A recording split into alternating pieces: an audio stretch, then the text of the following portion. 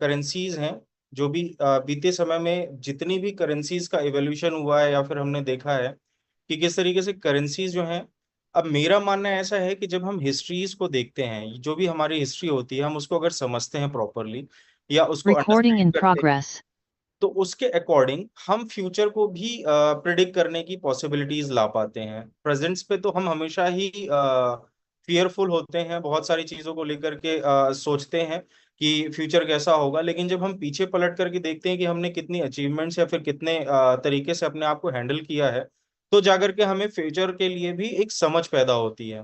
तो हमने last time जो इस टॉपिक को उठाया था, और जो भी जो हमने गोल्ड बैक इकोनॉमी के बारे में देखा, और लास्टली डेब्ट बेस्ड बैंकिंग सिस्टम के बारे में हमने देखा था कि किस तरीके से बैंकिंग सिस्टम जो है वो इवॉल्व हुआ मनी को लेकर के। फिर तीसरा फेथ बेस्ड करेंसी सिस्टम को हमने देखा था कि किस तरीके से जो मार्केट में फेथ बेस्ड करेंसी वर्क कर रही है, जैसे कि हमारा आईएनआर हो गया, फियाट हो गया, या फिर बहुत सारी ऐसी करेंसीज जो ग्लोबली फियाट के रूप में घूम रही है, यूएस डॉलर हो गया, कैनेडियन डॉलर हो गया। तो हमने इसके बारे में भी समझा कि ये फेथ बेस्ड करेंसी किस तरीके से वर्क करती हैं, क्योंकि ये हमारी एग्जिस्टेंस पे डेली बेसिस पे कहीं ना कहीं किसी ना किसी तरीके से रोल अदा कर रही हैं। है कि जो भी करेंसी गोल्ड से लेकर के आज फेथ बेस्ड जो भी हम आईएनआर यूज कर रहे हैं, उसके बिहाइंड द सीन अब किस तरीके की करेंसीज जो है वो मार्केट पर रिप्रेजेंट हो रही हैं। तो उसमें से एक करेंसी थी कि हमने जाना था कि जैसे जियो कॉइन ने अपना कॉइन अभी रिप्रेजेंट किया, तो हर emergence of business currency, business based currency जो है मार्केट पे अभी रोल आउट हो रही है। तो बेसिकली अब ऐसा है कि हर बिजनेस की अपनी एक करेंसी हो सकती है, ऐसा भी दिखाया जा रहा है, जो कि क्रिप्टो करेंसी के नाम पे प्रमोटेड है। और ये सारी चीजें किसी न किसी बिजनेस के थ्रू या फिर किसी ने एक कम्युनिटी के थ्रू चलती हैं, जो कम्युनिटी उस करेंसी पे बिलीव करती है।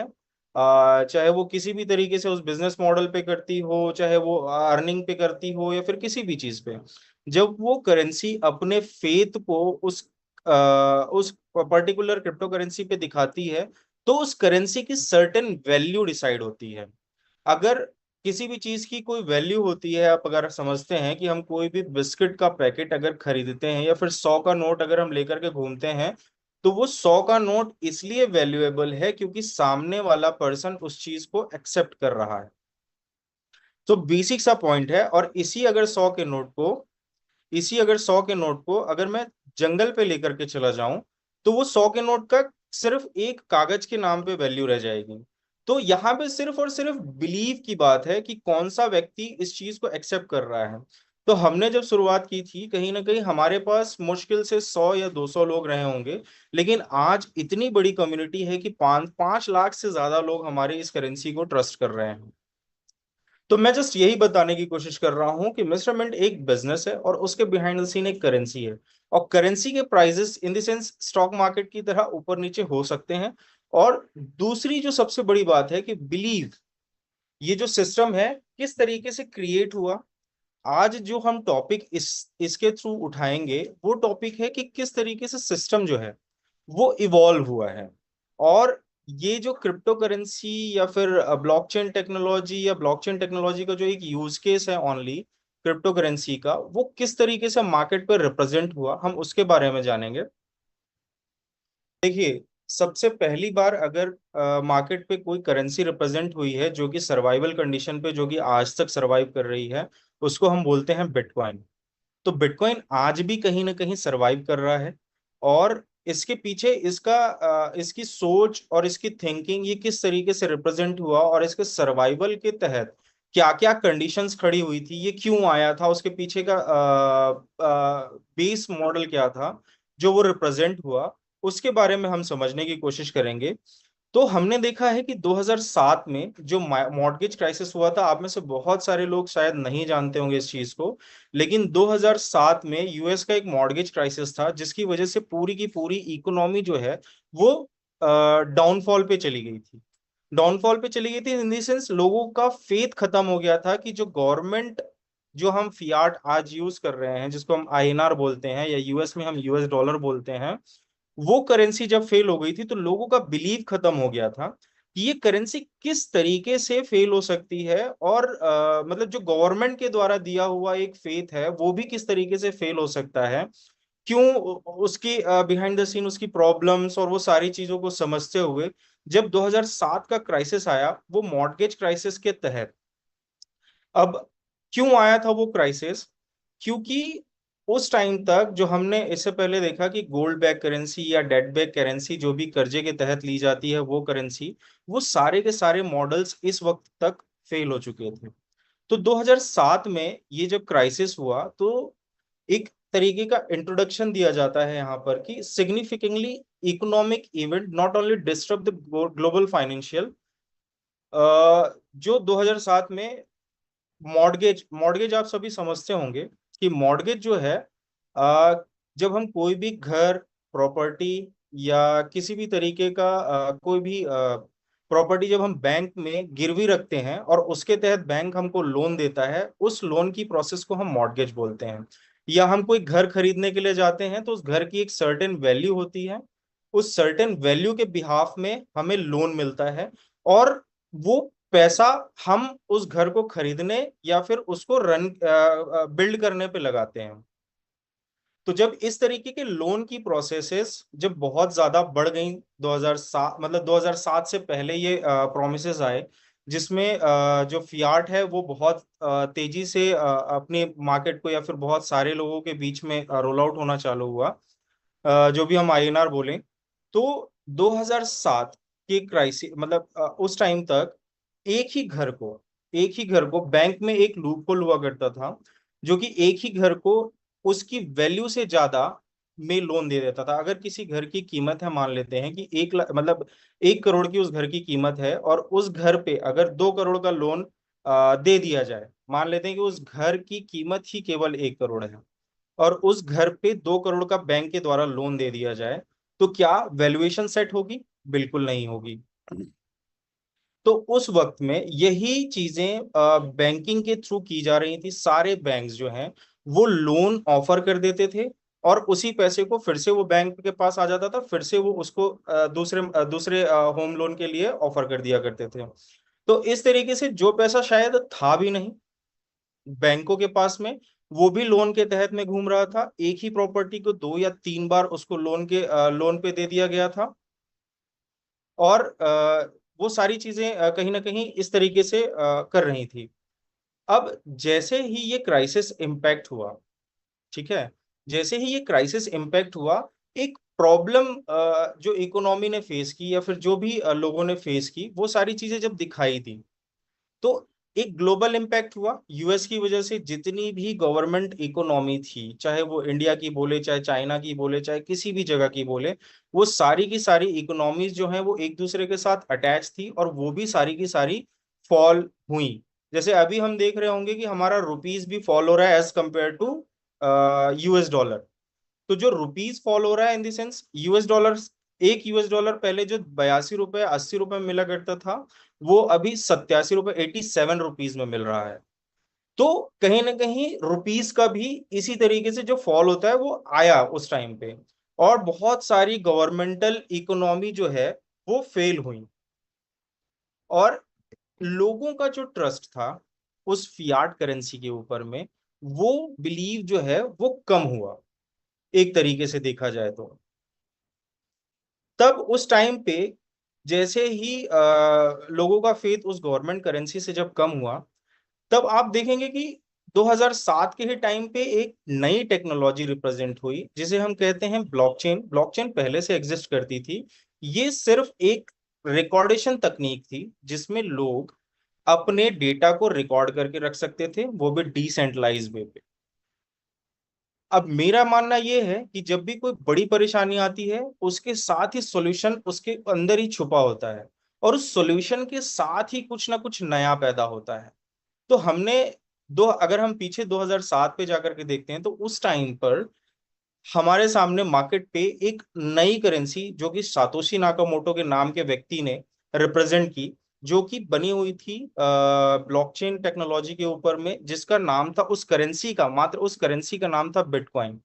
तो अब आप ऐसे बिटकॉइन को एक एज अ करेंसी देख सकते हैं, लेकिन उसके बिहाइंड द सीन जो टेक्नोलॉजी है वो टेक्नोलॉजी है ब्लॉकचेन जिस पे हम काम कर रहे हैं। तो ब्लॉकचेन का एक यूज केस है जिसको हम बोलते हैं क्रिप्टो करेंसी। और crypto currency, one of the crypto currency है बिटकॉइन, जो कि 2007 या 2008 और 9 में पहली बार कुछ डेवलपर्स के बीच में डेवलप होकर के वो रिप्रेजेंट हुई। 2007 की परेशानी की वजह से पहली बार 2009 में वो रिप्रेजेंट हुई मार्केट पे। तो इस कंडीशन के थ्रू इस करेंसी के ऊपर लोगों ने फेथ जमाना चालू किया कि ये किस तरीके से सरवाइव करेगी, इसका पर्पस क्या है, ये क्यों इतनी इंपॉर्टेंट है, क्या इसमें कुछ ऐसा आसान सा है जो गवर्नमेंटल करेंसी से थोड़ी अलग है, क्या ये ऐसा क्या हो सकता है जो इसमें बेहतर हो।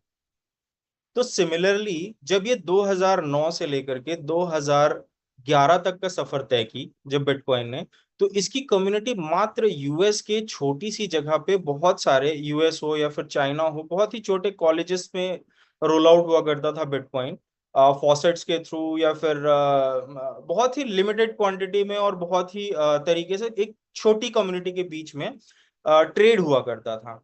तो उस टाइम पे इसकी कीमत हुआ करती थी, मान के चलिए आप बस कुछ सेंट्स में, 20 सेंट्स, या फिर मान के चलें तो आप 20 पैसे, 30 पैसे, या 40 पैसे, या 1 रुपए, इस तरीके के रूप में एक बिटकॉइन मिला करता था, जो आज हम देखते हैं कि कहीं ना कहीं 1 करोड़ रुपए तक क्रॉस कर चुका है। अब वो क्यों हुआ है, इसके सबसे पीछे के बिहाइंड द सीन सबसे सबसे कीमती चीज है, वो है कम्युनिटी।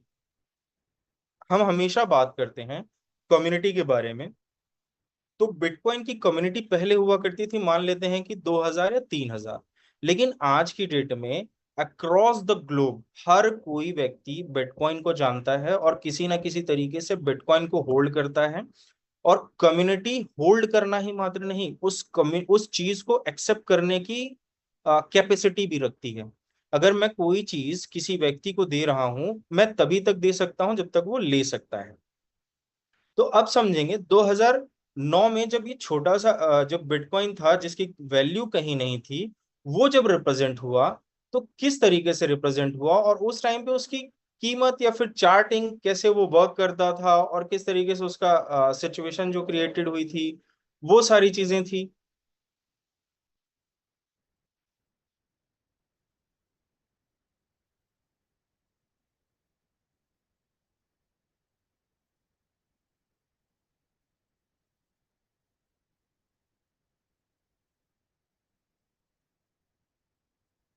तो अभी तक आपने ना चार्ट को कभी देखा नहीं होगा, शायद आप में से कोई भी कभी बिटकॉइन के चार्ट में इतना इन्वॉल्व नहीं रहा होगा। जब वो शुरुआत में आया था तो आप लोगों को सभी को स्क्रीन पे दिख रहा होगा।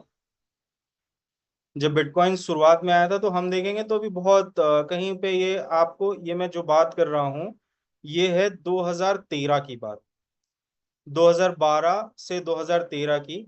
अब जब हम पीछे भी जाते हैं इसमें, तो हम पीछे भी वही देखेंगे कि ये कई बार ऊपर उठना, कई बार नीचे गिरना, ये इसकी बेसिक टेंडेंसी है। क्यों? क्योंकि कई कम्युनिटीज का बिलीव आता है, कई कम्युनिटीज का बिलीव, कई लोगों का बिलीव इससे ऊपर उठता है। तो सिर्फ एकमात्र रीजन होता है इसके फॉल बैक का या ऊपर उठने का। तो आपको दिख रहा होगा, जो चार्ट दिख रहा है, ये करीब करीब 100, जो इसका वो है प्राइसिंग है, $186 से लेकर के जो इसका फॉल है $60 तक का है।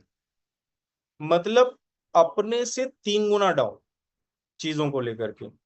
अब मेरा मानना ये है कि इतने समय में हर चीज, क्योंकि ना कई बार होता क्या है, शुरुआती जब करेंसी आती है तो उस पर कोई बिलीव करता है, कोई नहीं करता, लेकिन जो लंबे समय तक बिलीव करते रहते हैं वही टाइम फ्रेम का और वही प्राइसेस का फायदा उठाते हैं।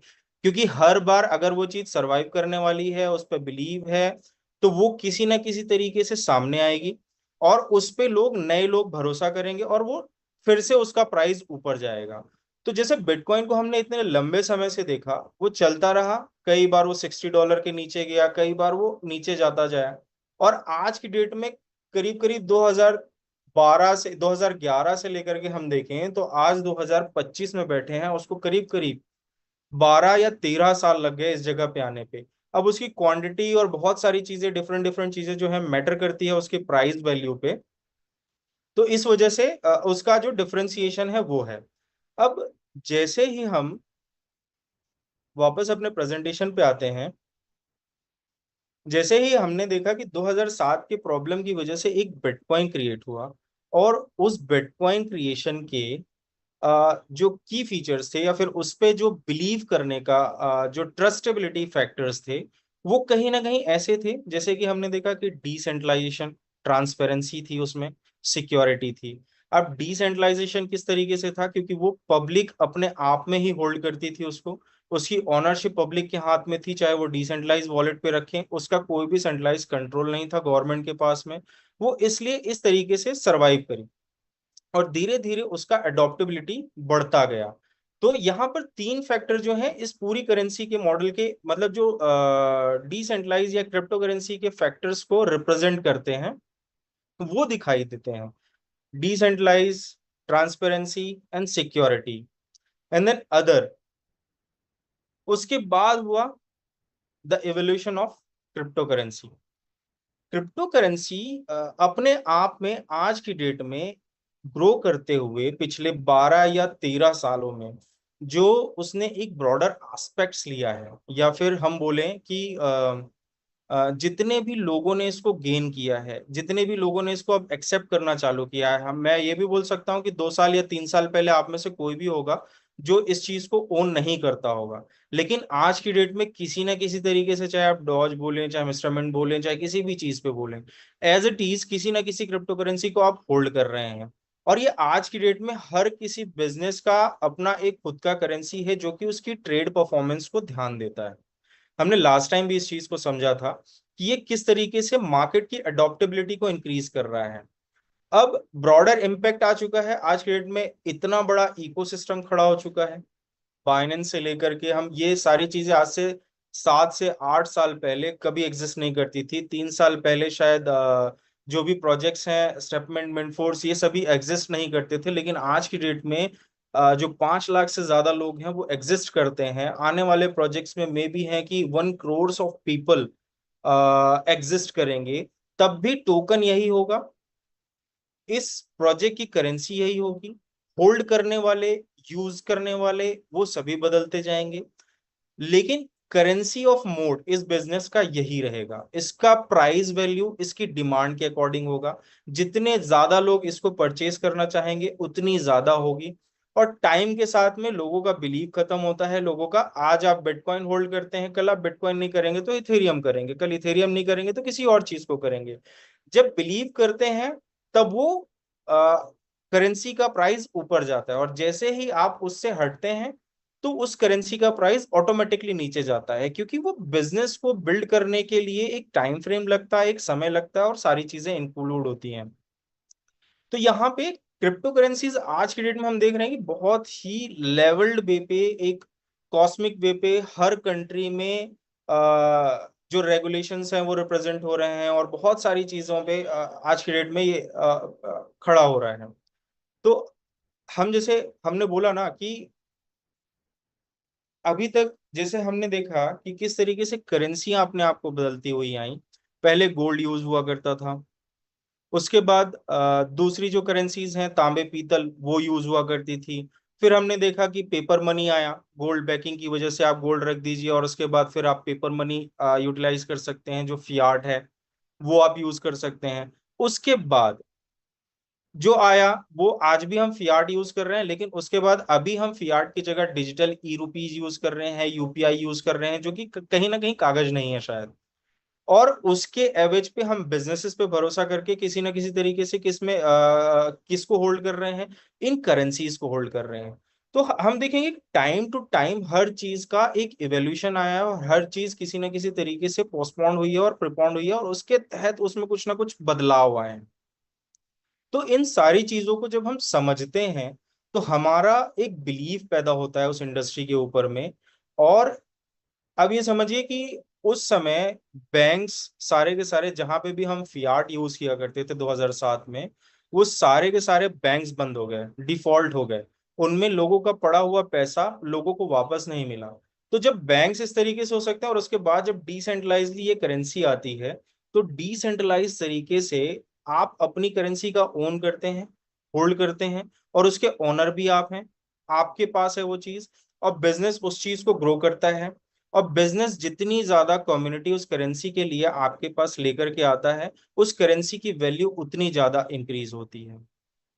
तो बेसिकली हम ऐसे ही कई सेशंस जो हैं आने वाले समय में, जैसे एक टॉपिक हो गया हमारा evolution of currencies, second topic हो गया कि बिटकॉइन का इवोल्यूशन किस तरीके से हुआ, तीसरा टॉपिक हम इसी तरीके के 4-5 सेशन करेंगे जो जो इस इंडस्ट्री के बारे में हम अंडरस्टैंडिंग, बिलीव और सारी चीजें पैदा करेंगे कि ये इंडस्ट्री एक्चुअली वर्क किस तरीके से करती है।